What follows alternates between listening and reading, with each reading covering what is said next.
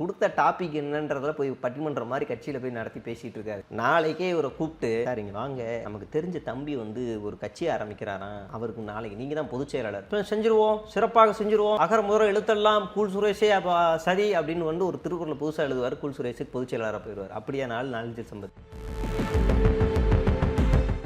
ஒரு பொண்ணு கட்சியில் அதிருப்தியில் இருக்குது, நல்ல பிரபலமாக இருக்குது, அது ஏதாவது ஒரு கோபமாக இருக்குன்னா கூப்பிட்டு வச்சு பேசணும். வண்டி ஆறு அடிச்சுட்டே வருது, இந்த பொண்ணு வழி மறைக்குது, டக்குன்னு விஜய் என்ன செஞ்சுருக்கணும், வாங்க உட்காருங்க இல்லை கட்சியை ஃபுல்லாக நம்ம பேசுவோம், வெளியே நிற்காதம்மா, நம்ம கட்சி பிரச்சனை வெளியே போகக்கூடாது, வெளியே உள்ள வாமா, 4 செவத்துக்குள்ளே பேசுவோம் அப்படின்னு கூப்பிடணும். மாறா காரணம் அடிச்சுக்கிட்டு ரேஸ் கொடுத்துக்கிட்டே வண்டி மூவ் ஆகுது. என்ன உங்களுக்கு அவ்வளோ திமிரு, என்ன பிடுங்குற வேலை இல்லைன்னு கேட்க தோணும். பெண்கள் பாதுகாப்பு பற்றி தகுதி இருக்கா? அந்த லயோலா மணி இருக்கான்ல, அந்த மணி வந்து மதியானம் வந்து இந்த பொண்ணை நீக்கிட்டு இன்னொரு பொண்ணை போட்ட வீடியோ எடுத்து போட்டு தூத்துக்குடியில் புதிய மீனவரையும் போட்டு ஃபயர் விடுறான். இன்னைக்கு காலையில் பெரியார் நினைவுனத்துக்கு வரமா ப்ரெஸ் மீட்டில் சொல்கிறான் இது குடும்ப சண்டைங்கிறான். அப்போ அந்த நாமக்கல் மாவட்ட செயலாளர் வீட்டுக்குள்ளே போனானே அதுவும் குடும்ப சண்டையா? நீங்கள் நாளைக்கு ஒரு ரீல்ஸ் போட்டு உங்களுக்கு திடீர்னு 500K ஃபாலோஸ் வந்துருச்சுன்னா நாளை கழிச்சு உங்களுக்கு வாய்ஸ் ஆஃப் காமெண்ட்லேருந்து கால் வரும். Why you can join in TVK அப்படின்னு கேட்பாங்க. கூச்சப்படாமல் கேட்பாங்க. என்ன வேணும் சொல்லுங்கள். என்ன சார் நான் வந்தால் என்ன செய்வேன், இப்போ என்ன செய்றீங்க, ஒரு நாளைக்கு 2 ரீல்ஸ் பண்ணுறோம், ஒரு நாளாக போடுங்க அப்படின்னு வாங்க. அவ்வளோதான் வேலை. ரொம்ப கஷ்டமான வேலை இருக்காது. உடனே சேர்ந்துடும். 500K ஃபாலோவர்ஸ் இருந்தால் போதும், நீங்களும் சேர்ந்துடலாம். அப்போ அப்படி தான் ஆளுங்களை சேர்க்குறாங்க. இது வரைக்கும் அவங்க சேர்த்த எல்லாருமே வியூஸ் மெட்டீரியல் தான், ஒரே ஒரு நபரை தவிர. அவர் தான் செங்கோட்டையன். நகைக்கடைக்கு எப்படி அன்சிகா மாதிரி தமன்னா மாதிரி ஒருத்தர் பிராண்டாக யூஸ் பண்ணிக்கிறோமோ அது மாதிரி எங்கள் கட்சிக்கு பெரியார் பிராண்டாக யூஸ் பண்ணி, பெரியார் இதை சொன்னார், இதன்படி நாங்கள் நடக்கிறோம் அப்படின்னு விஜய் என்னைக்காவது ஒன்று சொல்லியிருக்காரா? பெரியாரோட ஆப்போசிஷனாக தான் இந்த கிறிஸ்மஸ் விழாவில் கூட சொன்னார். என்ன சொன்னார்னா, கடவுள் நம்பிக்கை எனக்கு இருக்குது, கடவுள் நம்பிக்கை எனக்கு இருக்கிறதுனால தான் மற்ற மத நம்பிக்கையாளர்கள் மீது எனக்கு வந்து ஒரு பற்று இருக்குது. அதாவது கடவுள் நம்பிக்கை இருக்கிறவங்களுக்கு தான் மற்ற மதங்களுடைய உணர்வுகளை மதிக்க முடியுமா? ஏசு மாதிரியே தெரியுதான்னு வச்சுக்கோங்களேன் விஜய். இவனுக்கு தண்ணிங்கிறான். ஒரு பாட்டில் விசிறி அடிச்சுட்டு ஓடி போனவர் தான் விஜய். ஏசுவோட நீ கம்பேர் பண்ணலாமா? நீ நியாயமா? இது அயோக்கியத்தனம். சரி, ஏசு வந்து யாரையாவது அவரை பார்க்க வரணும் உடனே வாங்க அப்படின்னு பனையூரில் எவனா பார்க்க போனா செக்யூரிட்டி பார்த்து செலோ அப்படிங்கிறான். ஏசு நீங்க ஏசு பக்கத்தில் 2 பேர் சிறுவை அரைச்சாயில, அவங்க 2 பேர் திருட்டு பசங்களாம், திருடர்கள். அவங்க அந்த 2 திருடர்கள் தான் இவங்க 2 பேரும். போட்ட பணத்தை எடுக்கணும்னா அவங்க எந்த டேட்ல வேணாலும் ரிலீஸ் பண்ணுவாங்க. ராஜா நீலாம் வந்து பேசக்கூடாது, உன் படம் ஓடலன்றக்கான வைத்தறிச்சல் நீ கத்தக்கூடாது. அப்போ ஒரு கோபம் எல்லாமே இந்த நுங்கம்பாக்கம் வள்ளுவர் கோட்டம் ராசன். அதனால மக்களுக்காகலாம் ஒரு குரல் கொடுக்க மாட்டார். மக்களுக்காக குரல் கொடுப்பாரு அப்படின்னாக்கா 100 நாள் வேலை திட்டத்துக்கு எதுக்கு இன்னும் வாய் திறக்காம இருக்காரு? எஃப்டி பாலிடிக்ஸ் நேயர்களுக்கு வணக்கம். இன்னைக்கு நம்ம கூட பேசுறதுக்கு சேகுவேரா அவர்கள் இணைஞ்சிருக்காங்க. வாங்க பேசலாம். ஐயா வணக்கம். இப்போது பெண்களுக்கு பாதுகாப்பு, பெண்களுக்கு முன்னுரிமை அப்படின்னு சொன்ன ஒரு கட்சி வந்து நேற்று அவங்களோட ஆஃபீஸுக்கு வெளியில் ஒரு பொண்ணு போராட்டம் பண்ணுறாங்க. அவங்கள கண்டுக்கவே இல்லை. அவர் போயிட்டு போன உடனே ஒரு லெட்டர் பேடு அவங்கள கட்சியிலேருந்து நீக்கிட்டு இன்னொருத்தவங்கள போட்டாங்க. இந்த நடவடிக்கையை நீங்கள் எப்படி பார்க்குறீங்க? அது இந்த விஷயம்னு இல்லை, பெண்களுக்கு பாதுகாப்பு கொடுக்குறன்றது இந்த விஷயம் இல்லை. இவர் ஈரோடில் பேசுகிறார், பெண்களுக்கு பாதுகாப்பு இருக்கா முத வரிசையை பார்த்து கேட்குறாரு. அடுத்த நாள் ஈரோட்டுக்கு பக்கத்து மாவட்டமான நாமக்கல்ல ஒரு அயோக்கியத்தனம் நடக்குது. ஃபோட்டோவில் வீடியோ. நாமக்கல் மாவட்ட செயலாளர் ஒரு இஸ்லாமிய பெண் வீட்டுக்குள்ளே போயிட்டு அநாகரிகமாக நடந்துக்கிறாரு. அது வந்து அவங்க 2 பேருக்கும் விருப்பம் இருக்குது, அதனால் அதை பற்றி அப்படின்னா நம்ம அதை பற்றி பேச வேணாம். அந்த பொண்ணுக்கு விருப்பம் இல்லை, இவர் மட்டும் போகிறாரு அப்படின்னா கூட அது குடும்ப பிரச்சனை, அவங்க மட்டும் அதை பேசிக்கலாம், போலீஸ் ஸ்டேஷன் கோர்ட்டுன்னு போகலாம். இப்போ ஏன் நம்ம அதை விமர்சனம் பண்ணணும் அப்படின்னா, கட்சிக்கு பதவி தரேன் அப்படின்னு சொல்லி தான் அங்கே ஆசைக்கு இணங்க வச்சுருக்கேன். அப்போ அதை நம்ம விமர்சனம் பண்ணணும். இன்னொன்று, நான் ஒரு பொது வாழ்க்கைக்கு வந்துட்டேன்னா நான் யோக்கியமாக இருக்கணும் எல்லா விஷயத்துலையும். ஏன்னா எனக்கு பின்னாடி அவ்வளோ பேர் இருக்கான்ல, அவனும் என்னை பார்த்து பேசுவான், மாவட்ட செயலாளரே வீட்டுக்குள்ளே போடுறாரு நம்ம என்னடா அப்படின்னு ஓடுவான். அப்போ அப்படி பண்ணக்கூடாது. அது தனிப்பட்ட பிரச்சனையும் கிடையாது. அந்த பொண்ணு மாட்டினதுக்கப்புறமா சொல்லுது, அப்படிலாம் நடக்கலைன்னு சொல்லி தான் வீடியோ போடுறோம், நானும் மியூட்டில் அப்படியே ஸ்கிப் பண்ணிட்டு போயிட்டேன். அப்புறம் அந்த வீடியோ பாருங்க அப்படின்னா வீடியோ ஸ்கிப் பண்ணி பார்த்தா திமுக கைக்குலிங்க வீடியோ எடுத்துட்டாங்க. சரி, வீடியோ எடுத்துட்டாங்கன்னே வச்சுக்க, அப்போ விஷயம் உண்மை தானே, பதவிக்காக நீங்கள் அந்த ஆள் ஒன்று அப்ரோச் பண்ணியிருக்கான்ற உண்மை தானே. இது வருது. இப்போ அந்த ஆளை கட்சி விட்டு எடுத்துட்டாங்கன்னு ஒரு செய்தி வருது. யார் எடுத்தா, எப்போ எடுத்தா? யாருமே எடுக்கல. அவர் வந்து கட்சியிலே இருக்காரு, யாருமே கட்சியிலேருந்து எடுக்கல அவர். ஆனால் செய்தி வருது, ஒரு கட்சியிலேருந்து எடுத்துட்டாங்க. எப்படி எடுத்தாங்க? இப்போ கட்சியிலேருந்து எடுக்கிற அதிகாரம் யாருக்கு இருக்குது? புசிக்கு இருக்குது, விஜய்க்கு இருக்குது. 2 பேருமே அஃபீஷியலாக இருக்குது. புசிக்கு இருக்குது. 2 பேருமே அஃபீஷியலாக எங்கேயுமே வெளியிடவே இல்லை. வாய் வார்த்தையாக ப்ரெஸ் மீட்லேயோ இல்லை ட்வீட்லேயோ இல்லை வெப்சைட்லேயோ எதுலேயுமே சொல்லலை. ஆனால் செய்திகளில் வருது. யார் செய்தி கொடுத்துருப்பா? இதுவும் அப்படிதான். ஆமா. இந்த இவங்களோட நியூஸும் அப்படிதான் ஃபோட்டோஸ் போட்டு தூக்கிட்டு இவரை போட்டிருக்காங்க அப்படின்ற மாதிரி நியூஸ் வந்தது. இந்த கட்சிக்கு செய்தி தொடர்பாளரே இல்லை. என்ன வேணாலும் யார் வேணாலும் கற்பனைக்கு என்ன வேணாலும் எழுதி போயிடலாம். டக்குன்னு ஒரு செய்தி வருது. அதில் ஒரு சேனல் பீல ஆரம்பிக்கிற சேனல் கரெக்டாக ஆரம்பிக்குது. அது போடுது இந்த மாதிரி இந்த வீட்டுக்குள்ளே பூந்தவர் மாவட்ட செயலாளர் தானான் என்று இன்னும் உறுதிப்படுத்தப்படவில்லை. உறுதிப்படும் பட்சத்தில் அவர் மீது நடவடிக்கை எடுக்கப்படும். இப்படி ஒரு செய்தி வருது. அந்த பொண்ணே சொல்லிடுச்சு அவர் தான் அப்படின்னு சொல்லுது. ஆனால் இன்னும் உறுதிப்படலை. நீ ஒரு செய்தியை போடுறான். அதே மாதிரி இன்னொன்று ஃபோட்டோ எடுத்து தரேன்னு சொல்லி விஜய் அவர்களோட உங்களுக்கும் ஃபோட்டோ எடுத்து தரோம் அப்படின்ற சொல்லி அவரும் சீண்டல் தான், பாலியல் சீண்டல். ஆமாம், அந்த ஒரு மாவட்டம் நாமக்கல். இப்போ கொஞ்ச நாளைக்கு முன்னாடி ஆவடியில் பணம்னு சொல்லி வாங்கிட்டே இருக்காரு மாவட்ட செயலாளர்னு சொல்லி தாவேக்கா அலுவலகத்தையே முற்றுகையிடுறாங்க. சரி, இது விமன சண்டை வராது. நேற்று நடந்தது ஒரு பொண்ணு கட்சியில் அதிருப்தியில் இருக்குது, நல்ல பிரபலமாக இருக்குது, அது ஏதாவது ஒரு கோபமாக இருக்குன்னா கூப்பிட்டு வச்சு பேசணும். வண்டி ஆறு அடிச்சிட்டே வருது, இந்த பொண்ணு வழி மறைக்குது. டக்குன்னு விஜய் என்ன செஞ்சுருக்கணும்? வாங்க உட்காருங்க, இல்லை கட்சியை உள்ளே வா, நம்ம பேசுவோம், வெளியே நிற்காதம்மா, நம்ம கட்சி பிரச்சனை வெளியே போகக்கூடாது, வெளியே உள்ளே வாமா, 4 செவத்துக்குள்ளே பேசுவோம் அப்படின்னு கூப்பிடணும். மாறா காரணம் அடிச்சுக்கிட்டு ரேஸ் கொடுத்துக்கிட்டே வண்டி மூவ் ஆகுது. அதை நம்ம எல்லாருமே பார்த்தோம். என்ன உங்களுக்கு அவ்வளோ திமிரு, என்ன பிடுங்குற வேலை இல்லைன்னு கேட்க தோணும். கேட்க முடியாது. நான் அப்படி சேனலில் ஒழுக்கமாக நடத்தினாலும் கேட்க முடியாது. அப்போ ஏற்றுற மாதிரி கொண்டுட்டு அவர் போயிடுறாரு.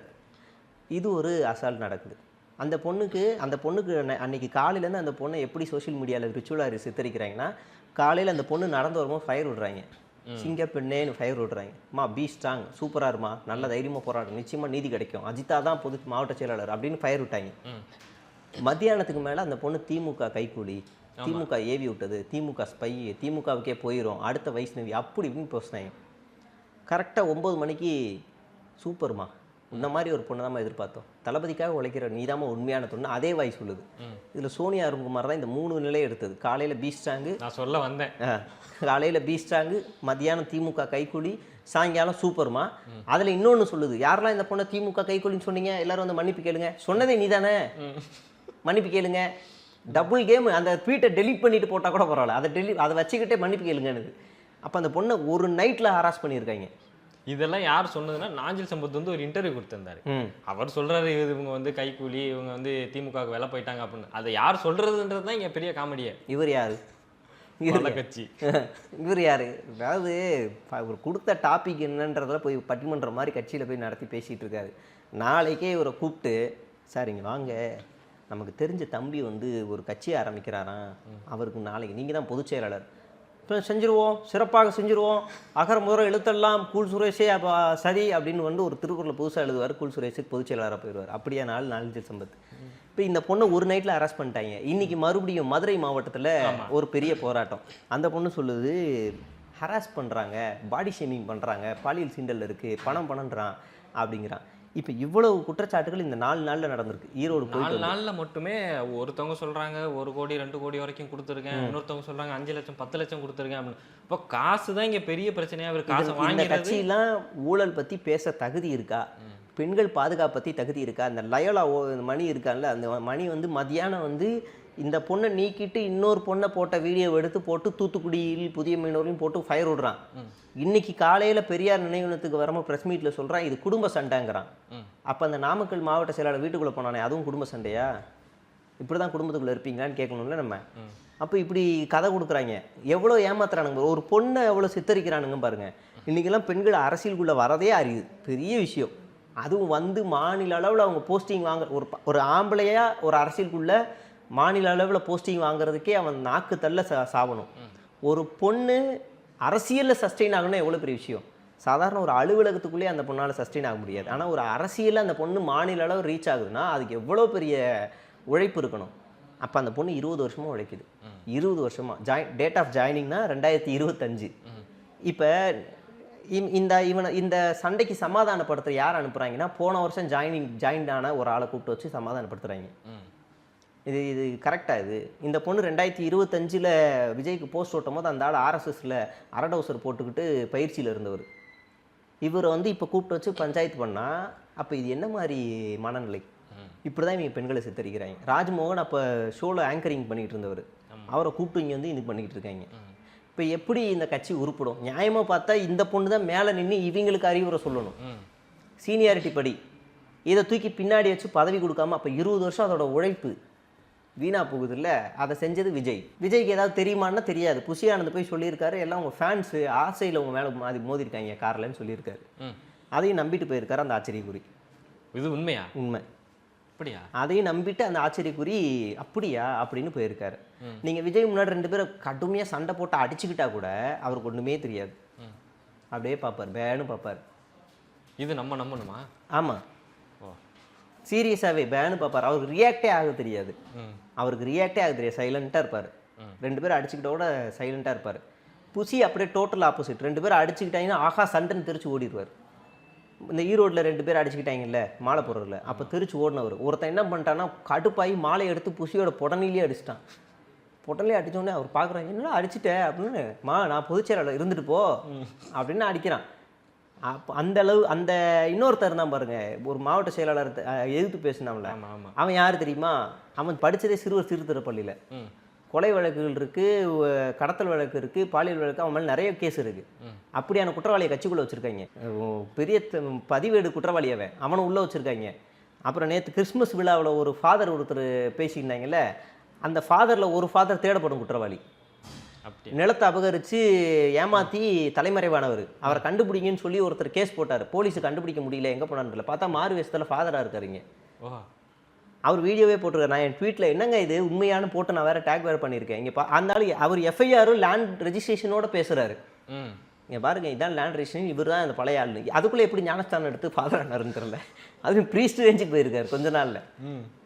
அப்போ இவங்க சுற்றி இருக்க எல்லாருமே குற்றவாளிங்க தான். ஈசிஆர் சரவணன் மேலே எவ்வளோ ஏகப்பட்ட எத்தனை வழக்குகள் இருக்குது தெரியுமா? எத்தனை வழக்கு, அம்பத்தூர் பாலமுருகன் மேலே எத்தனை வழக்குகள் இருக்குது. இவ்வளோ வழக்குகள் குற்றவாளிகளை நிறைஞ்ச ஒரு கட்சியை தாவேக்காவை கட்டமைச்சுக்கிட்டு இருக்காரு புஷி. இதெல்லாம் விஜய்க்கு தெரியுமானா? 10 மாவட்ட செயலாளர் நிற்பாட்டி இதில் இவங்க பேரெலாம் சொல்லுங்கன்னா தெரியாது. அதே 10 மாவட்ட செயலாளர் பேரை எழுதி கொடுத்துட்டு படிங்க பார்ப்போன்னா படிச்சுட்டு இப்படி கடகடன்னு படிச்சிருவார். சரி, இந்த 10 மாவட்ட செயலாளரில் எந்த மாவட்டத்துக்கு எந்த மாவட்ட செயலாளர்னு சொல்லுங்கனாலும் தெரியாது. அப்படியான ஒரு ஆச்சரியக்குறி தான் நம்ம ஆளு. இல்லை, இப்போ தமிழ்நாடு முழுக்க இருக்க மாவட்ட செயலாளர் சொல்லணும்னா அது கஷ்டம் தானே. அது எல்லா கட்சியும் பாதி பேர் போடவே இல்லைல்ல. அப்போ மீதி இருக்கிறது ஈஸியாக கண்டுபிடிச்சிடலாம்ல. இப்போ கண்டுபிடிச்சது ஈஸியாக சொல்லிடலாம். இப்போது தூத்துக்குடி இந்த பொண்ணோட பிரச்சனையும் அதுக்குமே சொல்கிறது என்னென்னா, அவங்க அண்ணன் வந்து திமுகவில் இருக்காரு, அவர் மேலே ஒரு கொலை வழக்கு இருக்குது அப்படின்ற மாதிரி சொல்கிறாங்க. அதனால தான் அந்த பின்னணினால தான் இவங்களுக்கு வந்து பொறுப்பு கொடுக்கல. ஏன்னா இவங்க திருப்பி ரோஹிணி தேட்டர் ஓனர் இருக்கார். ஆமாம், அவர் அந்த பையன் வந்து இப்போ தாவேக்கால ஜாயின் பண்ணுறார். அவங்க அண்ணன் யார்? பி வினோஜ் பி செல்வம், பாஜகவில் இருக்கார்ல, அவர் தான் சொந்த அண்ணன். இவரும் கொஞ்ச நாள் பிஜேபியில் தானே. ஆமாம், அங்கிருந்து தான் வந்தார். இவங்க அண்ணன் பிஜேபியில் இருக்கார். ஏன் இங்கே சேர்த்தீங்க? சரி, அப்படியே விடுங்க. நீங்கள் வந்து ஆதவர்ஜுனா யார்? அவங்க குடும்பம்லாம் எந்தெந்த கட்சியில் இருக்குது? ஆளுக்கு ஒரு அவங்க மாமனாரோட பசங்களாம் ஆளுக்கு ஒரு கட்சியில் இருக்காங்க. ஏன் அவர் எடுத்தீங்க? சிடிஆர் எந்த கட்சியிலேருந்து வந்தார்? ஆர்எஸ்எஸ் என்ன புனிதமான கட்சியா? எதுக்கு மாநில அளவில் பொறுப்பத்தை கொடுத்தீங்க? செங்கோட்டையன் என்ன வழக்கில் உள்ளே போயிட்டு வெளியே வந்தார்? அவர் மேலே இல்லாத வழக்கா? அவர் எதுக்கு மாநில அளவில் போஸ்டிங் கொடுத்தீங்க? அவர் என்னையே ஆளு லாரி ஏற்றி கொல்ல பார்த்தாங்கன்னு சொன்னார்ல, அப்புறம் இவருக்கு பதவி கொடுத்தீங்க. இப்போ நீங்கள் தேவைக்குன்னா ஒரு அசால்ட்டாக வந்து ஒரு ஆள் மேலே வந்து வச்சுட்டு போயிடுவீங்களா? நீங்கள் ஏன் ஒரு அண்ணன் வேறு கட்சியில் இருந்து தங்கச்சி இந்த கட்சியில் இருக்கக்கூடாதா? ஏன் 20 வருஷமாக உங்களுக்கு தெரியலையா? அம்மா நீ 20 வருஷம் இங்கெல்லாம் உழைக்க வேண்டாம், 2005 சொல்லி அனுப்ப வேண்டியது தானே? உறிஞ்சிட்டு அந்த பொண்ணோட உழைப்பெல்லாம் உறிஞ்சிட்டு இன்றைக்கி இப்படி ஒரு அலிகேஷன் வைக்கிறீங்க. ஏன் வேறு மாற்று கட்சியில் ஒரே குடும்பத்தை சேர்ந்தவங்க வேறு கட்சியில் இருக்கக்கூடாதா? தமிழிசை யார்? தமிழிசையோட அப்பா யார்? ஏதாவது ஒரு கிளாஷ் ஆச்சா? கிடையாதே. நிறைய அப்படி உதாரணங்கள் நிறைய சொல்லலாம். தாஹிரான்னு ஒரு பொண்ணு முதல் பெண் செயலாளர்னு நினைக்கிறேன், மாநில செயலாளர். அந்த பதவியை தான் எடுத்துட்டு இவங்க சிடிஆருக்கு கொடுத்துருக்காங்க. ஆமாம். அப்போ இங்கே மாநில அளவில் பேர் சொல்லிக்கிற மாதிரி ஏதாவது ஒரு பெண் நிர்வாகி சொல்லுங்கள், நல்லா ஆக்டிவாக இருக்காங்க, முக்கியத்துவம் பயங்கரமாக, யாருமே இல்லை. இவங்க பெண்களுக்கு பாதுகாப்பு கொடுக்குறாங்க. இந்த கொஞ்ச நாளைக்கு முன்னாடி மாவட்ட வாரியாக எல்லா பெண்களையும் கூப்பிட்டு பெண்கள் நிர்வாகிகளை அமைக்கிறேன்னு சொல்லி பேசினாங்கல்ல, அந்த குழுவையாவது வச்சு இந்த அஜிதாவை கூப்பிட்டு பேச்சுவார்த்தை நடத்தணும்ல, அதுவும் நடத்தலை. அவங்களாம் என்ன ஆனாங்கன்னு தெரியல. அப்போ எதுவுமே இங்கே கட்டமைப்பே கிடையாது. இப்போ எனக்கு நாளைக்கு நீங்கள் ஒன்றும் இல்லை, நீங்கள் நாளைக்கு ஒரு ரீல்ஸ் போட்டு உங்களுக்கு திடீர்னு 500K ஃபாலோவர்ஸ் வந்துருச்சுன்னா நாளை கழிச்சு உங்களுக்கு வாய்ஸ் ஆஃப் காமன்லேருந்து கால் வரும். Why you can join in TVK அப்படின்னு கேட்பாங்க. வந்து கேட்பாங்க, கூச்சப்படாமல் கேட்பாங்க. என்ன வேணும் சொல்லுங்கள். என்ன சார் நான் வந்தால் என்ன செய்வேன்? இப்போ என்ன செய்கிறீங்க? ஒரு நாளைக்கு 2 ரீல்ஸ் பண்ணுறோம், ஒரு நாளாக போடுங்க அப்படின்னு வாங்க. அவ்வளோதான் வேலை. ரொம்ப கஷ்டமான வேலை இருக்காது. உடனே சேர்ந்துடும். 500K ஃபாலோவர்ஸ் இருந்தால் போதும், நீங்களும் சேர்ந்துடலாம். அப்போ அப்படி தான் ஆளுங்களை சேர்க்குறாங்க. இது வரைக்கும் அவங்க சேர்த்த எல்லாருமே வியூஸ் மெட்டீரியல் தான். சோஷியல் மீடியா வியூஸ் மெட்டீரியல் ஒரே ஒரு நபரை தவிர அவர் தான் செங்கோட்டையன். அவருக்கு எக்ஸ்பீரியன்ஸ். இப்போ இவங்க இந்த வியூஸ் மெட்டீரியல்னால் எதை வச்சு சொல்கிறேன் அப்படின்னா, ஃபெலிக்ஸ் எந்த தொகுதி, எவ்வளோ வியூஸ் போகும் சொல்ல முடியும். ராஜ்மோகன் எந்த தொகுதி, எவ்வளோ வியூஸ் போகும் சொல்ல முடியும். அப்புறம் ஆதவர்ஜுனா எந்த தொகுதி, சரி எவ்வளோ வியூஸ் போகும் அவருக்கு சொல்ல முடியும். அருண்ராஜுக்கு சொல்ல முடியும், லைலா மணிக்கு சொல்ல முடியும், எல்லாருக்கும் சொல்ல முடியும். செங்கோட்டையனுக்கு எவ்வளோ வியூஸ் போகும் சொல்ல முடியாது. எந்த தொகுதி சொல்ல முடியும். அப்போ கலா அரசியல், புரியுதுங்களா? அப்போ இவனுக்கெல்லாம் ஃபாலோவர்ஸு, ஷேர்ஸு, லைக்ஸு அதிகமாக இருக்கோ அவனெல்லாம் தூக்கி உள்ளே போடும். நீ போன வாரம் வரைக்கும் என்ன கேவலமாக துப்புனியா, தொடச்சிக்கிற ராஜாவா அப்படின்னு சேர்த்துப்பாங்க. அப்படி தான் நம்ம ஆச்சரியக்குறி கட்சி இயங்கிக்கிட்டு இருக்கு. நான் ஒரு மீம் ஒன்று பார்த்தேன். என்னன்னா, இப்போது விஜய்க்காக இத்தனை வருடங்கள் வந்து படங்களுக்கு போஸ்டர் ஒட்டினது, அந்த பாலாபிஷேகம் இருக்கட்டும், மற்ற மக்கள் பணிகள் எல்லாம் செஞ்சதை வந்து ஒரு சின்ன மீமாக போட்டிருந்தாங்க. மேலே வந்து ஆதவர்ஜுனா இப்படி முதல் கட்ட தலைவர்கள் இருக்காங்க, ஒவ்வொரு கட்சியாக போட்டிருக்காங்க. இப்போது சிடிஆர் ஆர்எஸ்எஸ், ஆதவர்ஜுனா வந்து திமுக, அதுக்கப்புறம் வந்து விசிகே, இப்படி பல பேரை வந்து போட்டிருக்காங்க. செங்கோட்டையன் ஏடிஎம்கே அப்படின்னு. இப்போல்லாம் இவங்கெல்லாம் இப்போ வந்தவங்கல்ல, பல ஆண்டுகளாக போராடின வந்து இன்னும் கீழேயே இருக்கான். அப்போ நீங்கள் என்ன மாதிரியான உங்களுக்காகவே வாழ்ந்தவங்களை நீங்கள் என்ன மாதிரி நடத்துறீங்க அப்படின்ற ஒரு கேள்வி மாதிரி சின்ன மீம் போட்டிருந்தாங்க. அது பயங்கர இம்பாக்டாக இருந்தது. ஆமாம், அதில் ஒரே ஒரு ஆள் மட்டும் மாநில அளவில் நிர்வாகி, 20 வருஷமாக உழைச்சவரில் ஒரு ஆள் மட்டும் இன்னும் மேலே இருக்கார். அவர் பேர் ராஜ்குமார். ஆனால் அவருமே எங்கே இருக்காருன்னா முதல் வரிசையில் கிடையாது, கடைசி வரிசையில் இருக்கார். பேருக்கு மாநில அளவில் பொறுப்பு. ஏன் அவர் கடைசி வரியில் இருக்காருன்னா, அவர் தாழ்த்தப்பட்ட சமூகத்தை சேர்ந்தவர், அதனால அவர் கடைசியில் வச்சுருக்காங்க. சாதிய பாகுபாடு இருக்கு. ஆமாம், இப்போ நீங்கள் அஜிதாவை ஏன் நீக்குறாங்க? அஜிதாவை வந்து ஃபெர்னாண்டஸ் கம்யூனிட்டி வந்து அங்கே கம்மியாக இருக்குது, அதனால் நாங்கள் அதை சேர்க்க முடியாது. சாம்வேலை ஏன் போடுறோன்னா, சாம்வேல் நாடார் கம்யூனிட்டிஸ் அதிகமாக இருக்குது, அதனால் போடுறோம். நீங்கள் மாவட்ட செயலாளர் எல்லாரும் நியமித்ததோட வேலை பின்னாடி போய் பார்த்தா ஃபஸ்ட்டு 2 காரணம் தான். ஒன்று ஜாதி, 2வது பணம் கொடு, உன் ஜாதி வாக்குகள் உன்னால் அங்கே நிறைய இருக்கா, அங்கே மெஜாரிட்டி உன் ஜாதி இருக்கா, ஓகே சேர்ந்துக்கோ, அவ்வளோதான். இது 2 தான். ஈரோடு கடப்பாறை பெரியார்லாம் பேசுகிறாங்களே, பெரியார் பேசுவாங்க. பெரியார் பேசுன மத எதிர்ப்பு பேச மாட்டாங்க. கேட்டால் அவங்க ஓப்பனாக சொல்லுவாங்க, எங்களுக்கு மத நம்பிக்கை இருக்குது, அதனால் பெரியார்ட்ட வந்து இதை மட்டும் எடுத்துக்க மாட்டோம். சரி வேறு என்ன எடுத்துப்பேன்? சாதி எதிர்ப்பு எடுத்துப்பியா? எடுத்துக்க மாட்டோம். அப்போ எதுக்குடா பெரியார் முகத்தை எடுத்துப்போம். இப்போ நகைக்கடைக்கு எப்படி அன்சிகா மாதிரி, தமன்னா மாதிரி ஒருத்தர் பிராண்டாக யூஸ் பண்ணிக்கிறோமோ, அது மாதிரி எங்கள் கட்சிக்கு பெரியார் பிராண்டாக யூஸ் பண்ணிப்போம். பெரியார் இதை சொன்னார், இதற்படி நாங்கள் நடக்கிறோம் அப்படின்னு விஜய் என்னைக்காவது ஒன்று சொல்லியிருக்காரா? பெரியாரோட ஆப்போசிஷனாக தான் இந்த கிறிஸ்மஸ் விழாவில் கூட சொன்னார். என்ன சொன்னார்னா, கடவுள் நம்பிக்கை எனக்கு இருக்குது, கடவுள் நம்பிக்கை எனக்கு இருக்கிறதுனால தான் மற்ற மத நம்பிக்கையாளர்கள் மீது எனக்கு வந்து ஒரு பற்று இருக்குது. அதாவது கடவுள் நம்பிக்கை இருக்கிறவங்களுக்கு தான் மற்ற மதங்களுடைய உணர்வுகளை மதிக்க முடியுமா? அப்படியா நான் கேட்குறேன், தெரியல. சரி, கடவுள் நம்பிக்கை இருக்குங்கிறவங்களுக்கு மற்றவங்கள மதிக்க முடியும்னு சொல்கிறார்ல. யோகி ஆதித்யநாத்துக்கு இந்து கடவுள் மேலே பயங்கர நம்பிக்கை இருக்குது, முஸ்லீமும் கிறிஸ்டினும் மதிக்கிறாரா? மோடிக்கு இது பொருந்துமா? அமித்ஷாக்கு இது பொருந்துமா? அப்போ நீ உல்ட்டா தானே இது பேசுகிற. சரி, அப்படியே பெரியாருக்கு வருவோம். பெரியாருக்கு கடவுள் நம்பிக்கை கிடையாது. பெரியார் வந்து ஒரு இடத்துக்கு போகிறாரு, நல்லா வேகமாக நடந்து போனவர் திடீர்னு ஒரு இடத்துல நின்றுறாரு. ஏங்க நிற்கிறீங்க, வாங்க ஒரு கோவில் தாங்க வாங்க அப்படின்னு போகலாங்கன்னு எல்லாம் இல்லை வரல அப்படின்னோடனே அங்கே ஒரு போர்டு இருக்குது, இங்கே கொலை புலை தவிர்த்தவர்கள் மட்டுமே உள்ளே அனுமதி. அப்படின்னா நான்வெஜ் சாப்பிட்டவங்களுக்குலாம் இங்கே அனுமதி இல்லை, வெஜிடேரியனுக்கு மட்டும்தான் அனுமதி. நான் எல்லா வகையான நான்வெஜ்ஜும் சாப்பிடக்கூடியவன், நீ அங்கே ஒரு இது வச்சுருக்க, என்னால் அங்கே வர முடியாது அப்படின்னு வெளியே வந்துடுறாரு. திருவிக்காவினுடைய மரணம், அவர் வந்து ஒரு இந்து மத பற்றாளர்னு வச்சுக்கோங்க. அவர் வந்து சாகும்போது பெரியாரோட கையை பிடிச்சிட்டு நீங்கள் தான் கடைசி நேரத்தில் என் கூட இருக்கணுங்கிறாரு. அப்புறம் திருவிக்கா மறந்ததுக்கு அப்புறமா தன் தொண்டர்களோட பெரியார் போயிட்டு கொல்லி வைக்க போகிறாரு. அப்போ அந்த நேரத்தில் 2 பேர் வந்துடுறாங்க, நாங்கள் தான் கொல்லி வைப்போம் வழக்கப்படினோடனே பெரியார் ஒதுங்கிடுறாரு, நான் வச்சுக்கோங்க அப்படின்னு ஒதுங்கிடுறாரு. இது அவங்களுடைய வழிபாடுகளை மதிக்கிறது தானே, இப்போ இது பெரியாருக்கு பொருந்ததில்ல. இப்போ நீ சொன்னதை அப்படியே உல்ட்டா தானே. இந்த மாதிரி நிறைய சொல்ல முடியும். பெரியார் வந்து ஒருத்தர் பொட்டு வச்சு விட்றாங்கன்னா வாங்கிப்பார், வாங்கிட்டு கொஞ்சம் நேரம் கழிச்சு வந்து அழிச்சிருவார். அப்போ தொண்டர் கேட்பாங்க, ஏங்க நீங்கள் கடவுள் எதிர்ப்பாளர், ஏங்க இங்கே பார், பொட்டு நான் எடுத்து வைக்கல, அவன் வச்சான், நான் வைக்கும் போது முகத்தை சுளிக்கிறதோ முகத்தை திருப்புறதோ அது அவனுடைய மரியாதையை இது பண்ணுற மாதிரி இருக்கும். நான் அப்புறமா அவனை கருத்தியலாக நான் அவனை எப்படி எதிர்க்க முடியுமோ நான் அவனை எதிர்த்துப்பேன். ஆனால் இது அநாகரிகம், இது அவனுடைய உணர்வுகளை நான் மதிக்கிறேன் அப்படின்ட்டு வெளியே வந்துடுவார். அப்போ இந்த ஆச்சரியக்குறி சொன்னது 2த்துக்குமே முரண்படுதுல்ல, அப்படி தான் நடக்குது. இப்போ இந்த சமத்துவ கிறிஸ்மஸ் அப்படின்னு ஒரு பண்டிகையை கொண்டாடினாங்கல்ல, அதில் ஆதவர்ஜுனா சொல்கிறாரு, நாங்கள் ஏன் கூட்டணிக்கு போகணும், அங்கே அதிமுகவோட கூடாரம் வந்து காலி ஆயிரும், அங்கேருந்து இன்னும் பல பேர் இங்கே வரப்போகிறாங்க, நாங்கள் ஏன் அங்கே போகணும், நாங்கள் வந்து விஜய் அவர்கள் தான் முதலமைச்சர் கேண்டிடேட் அப்படின்ற மாதிரி பேசுகிறாங்க. அது கூடவே அப்படி பேசும்போது சொல்கிறாங்க இயேசு கிறிஸ்துவும் விஜயும் ஒப்பிட்டு ஒரே மாதிரி பேசுகிறாங்க. இந்த மாதிரியான ஒரு பேச்சுக்கள்லாம் எப்படி பார்க்குறீங்க? இயேசு கிறிஸ்து யார்? முதல்ல ஒரு இயல்பாக ஒரு போராளி, அவர் ஒரு கடவுள் ஆக்குறாங்க. அந்த கடவுள் கதைகளில் சில விஷயங்கள் புனைக்கப்படும். அதில் என்ன வருது, தன்னை எதிரில் நிற்கிற ஒரு பசி அப்படின்னு சொன்ன உடனே இயேசு என்ன செஞ்சாருன்னா அப்பத்தை எடுத்து கொடுக்குறாரு. அது கரைய அந்த அப்பா வந்துக்கிட்டே இருக்கும், அந்த கூடையிலேருந்து பாத்திரத்துலேருந்து வந்துக்கிட்டே இருக்கும். எல்லாருக்கும் பசின்னு கொடுத்தாரு. இயேசுவே தண்ணி கொடுங்க அப்படின்ன உடனே ஒரு பெரிய இதுலேருந்து தண்ணி எடுத்து அதை பலரசமாக மாற்றி எல்லாருக்கும் கொடுத்தாரு. அதுவும் வத்தாது, குடிச்சிக்கிட்டே இருங்க, எவ்வளோ நாள் குடிங்க அப்படின்னாரு. ஆனால் விஜய் என்ன பண்ணார், தன்னுடைய மாநாட்டில் 20 ரூபா புளி சாதத்தை 100 ரூபா பிரியாணின்னு ஏமாற்றி விற்றவங்க, 40 ரூபா தக்காளி சாதத்தை வெஜிடபிள் பிரியாணின்னு 100 ரூபாய்க்கு விற்றவங்க. எனக்கு தெரிஞ்ச ஒரு அரசியல் கட்சி மாநாட்டில் சோத்தை விற்ற கூட்டம் இதுதான்.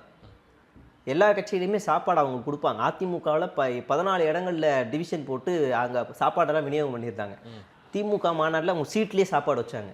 ஆனால் இந்த கூட்டம் சுற்றி எல்லார்ட்டையும் மாநாடு நடத்துகிறான், காசை கொடு, மாநாடு நடத்துகிற காசை கொடுன்னு கலெக்ஷனை போட்டு உள்ளே கடை போடுறாங்கல்ல, அவங்களுக்கும் கான்ட்ராக்ட். இன்றைக்கி ஒரு நாள் வாடகை உள்ளே வந்து போட்டுக்கிறியா, ஆனால் வாடகை 20,000 ரூபா கொடுத்துரு, நீ எவ்வளோ நாள் சம்பாரிச்சிக்க அப்படின்னு வாடகை கடை விட்டு இப்போ தக்காளி சாதம் லெமன் சாதத்தை சொல்லி விற்றுருக்காங்க. லெமன் சாதம் பேர் மஞ்சத்தூளை பிசைஞ்சு கண்ணி கொடுத்துருக்காங்க. இதுதான் விஜய் சாப்பாடு. தனக்காக ஒரு கூட்டம் சாப்பிடாம காலையிலேருந்து நின்றுக்கிட்டு இருக்கு, அதை பற்றி அக்கறை இல்லை, பொறுமையாக வருவார். அவன் பசி சாப்பாடு தண்ணி இல்லாமல் வெயிலில் மயங்கி கீழே விழுகிறான். தண்ணி அவனை இயேசு மாதிரியே தெரியுறான்னு வச்சுக்கோங்களேன். விஜய் இவனுக்கு தண்ணிங்கிறான். ஒரு பாட்டில் விசிறி அடிச்சுட்டு ஓடி போனவர் தான் விஜய். இயேசுவோட நீ கம்பேர் பண்ணலாமா? நீ நியாயமா இது? அயோக்கியத்தனம். சரி, இயேசு வந்து யாரையாவது அவரை பார்க்க வரணும் உடனே வாங்க அப்படின்னுவார். பனையூரில் எவனா பார்க்க போனால் செக்யூரிட்டி பார்த்து செலோ அப்படிங்கிறான். இதான் நீ இயேசு? நீங்கள் இயேசு இயேசு பக்கத்தில் 2 பேர் சிறுவை அரைச்சாயில்ல, அவங்க 2 பேர் திருட்டு பசங்களாம், திருடர்களா அவங்க. அந்த 2 திருடர்கள் தான் இவங்க 2 பேரும். ஆதவும் விஜயும் தூக்கி அவங்கள சிலுவையில் அரைச்சி விட்டுருணும். திருட்டு பசங்க வந்துட்டு இயேசு, நீங்கள் எல்லாம் இயேசு மாதிரி சிலுவையில் பக்கத்தில் அரைஞ்சிட்டா நீங்கள் இயேசு ஆயிருவீங்களா? திருடங்க நீங்கள். இப்போ அப்படி தான் நம்ம பார்க்கணும். எல்லாரும் சமம்னு சொல்கிறவர்ல இயேசு, எல்லாரும் சமம் அப்படின்னு. நீ எங்கே சமம் சொல்கிறேன்? உன்னை பார்க்க வரவங்களே செருப்பு போட்டு நிற்கக்கூடாது உன் பக்கத்தில். அப்படி ஹைஜீனிக் பார்க்குறீங்க. நீங்கள் பேசுகிற மைக்கில் இன்னொருத்தர் பேசக்கூடாது. ராஜ்மோகனை வச்சு பார்ஷியாலிட்டி பண்ணுறீங்க. ஸ்டேஜ்லேயுமே இருக்கும் லெஃப்டில் ஒரு ஏன் உங்கள் மற்ற கட்சி மாநாட்டில் அப்படி இல்லையே? நீங்கள் மன்னராட்சின்னு சொல்கிற அந்த கட்சியில் இல்லையே அப்படி பார்ஷியாலிட்டி. எல்லாருக்கும் ஒரே மேடை ஒரே மைக்கு தானே. ஏன் உங்களுக்கு மட்டும் அந்த பார்ஷியாலிட்டி? ஈவன் பாஜக ஆர்எஸ்எஸ்ல கூட ஒரே மைக்கு. ஏன் உங்களுக்கு மட்டும் ஓசிடி பிரச்சனை எதுவும் இருக்கா? என்ன சொல்லுங்கள், ஓப்பனாக சொல்லுங்கள். அப்படின்னா நம்ம ஓகே, அப்போ இவர் ஜாதி பார்க்கலன்னு வச்சுக்கலாம். என்ன பிரச்சனை உங்களுக்கு? நீ எல்லாம் இயேசு பற்றி பேசலாமா, பெரியார் பற்றி பேசலாமா, அம்பேத்கர் பற்றி பேசலாமா? அம்பேத்கர் பற்றி இப்போ பேசுகிறதே இல்லை, குறைச்சிட்டாங்க. நம்ம 2:30 எந்திரிச்சு மாலை போடும்போது தெரிஞ்சிருச்சு. இன்றைக்கி பெரியாருக்கு நினைவு நாள், 2:30 எந்திரிச்சு மாலை போடுறாரு. அவ்வளோதான். மாலை போட்டு அவங்க நினைவு நாள் போட்டுருவார். அவ்வளோதான். ஆன்லைன்லேயே முடிச்சிருவார். அவ்வளோதான். இன்றைக்கி ரொம்ப கஷ்டமான வேலை. காலையில் 6 மணிக்கு எந்திரிச்சு மனித சங்கிலி போராட்டம் போயிட்டு வந்துட்டார் விஜய்.